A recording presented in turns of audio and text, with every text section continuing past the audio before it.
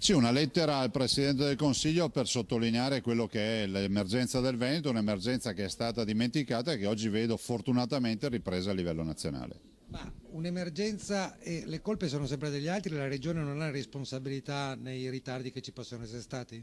Ma guardi, noi non siamo i padroni del rubinetto, quindi l'acqua arriva e noi cerchiamo di fare in modo che le opere siano fatte. Abbiamo realizzato 925 opere in 2 anni e mezzo, direi che abbiamo fatto i salti mortali. Prova ne sia che è piovuto più del 2010 e non abbiamo avuto i danni del 2010. Cosa chiedete adesso?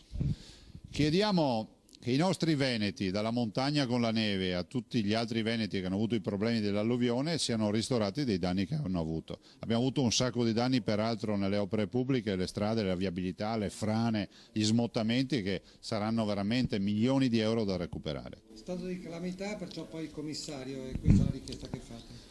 Ma sì, il commissario arriva da sé, lo stato di calamità è l'occasione per fare una contabilità certa e certosina a livello veneto, in modo tale che poi tutti i comuni, tutti i cittadini possano essere ristorati come deve essere. Opere pubbliche, come si deve intervenire adesso con questa nuova emergenza, con i problemi che si creeranno nel verificare i danni che ci sono stati? Beh, quella delle opere pubbliche è una grossa emergenza, i singoli proprietari, quindi i comuni, le istituzioni, faranno una breve contabilità della messa in sicurezza e poi del ripristino dell'opera e dopodiché la contabilità finale la farà la Regione inviando tutte le richieste a Roma. Il solito problema è si interviene dopo invece di fare prima e si potrebbero evitare danni e costi che vengono successivamente dopo un'ondata di maltempo. Questo è il Made in Italy, no? Abbiamo oltre 2 miliardi all'anno di costi da danni da eventi atmosferici e non capiamo che se noi impiegassimo queste risorse per fare la messa in sicurezza avremo dei territori più sicuri, più competitivi, immaginate solo i nostri imprenditori, e potremmo anche nel tempo risparmiare molto di più. Sono maturi i tempi per una global risk nazionale?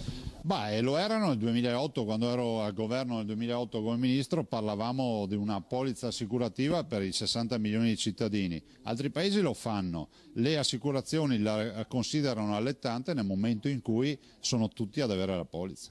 In chiave veneta non sta in piedi, abbiamo incaricato proprio un broker per fare questo studio, questa analisi nel 2010, non sta in piedi, nel senso che se obbligassimo anche tutti i veneti ad assicurarsi, l'assicurazione creerebbe tutto un sacco di vincoli per cui non conviene assicurarsi. La vera partita è che per avere un vero indennizzo, non aver franchigie, non prenderci in giro, bisogna che la polizza sia una polizza che abbia un bel bacino di abitanti, 60 milioni di italiani sono un buon bacino. Questa è anche l'alluvione, la catastrofe di molte opere pubbliche che se ne sono andate, che sono ammalorate, che sono oggetto di smottamenti, di frane, e questo è quello che pesa molto.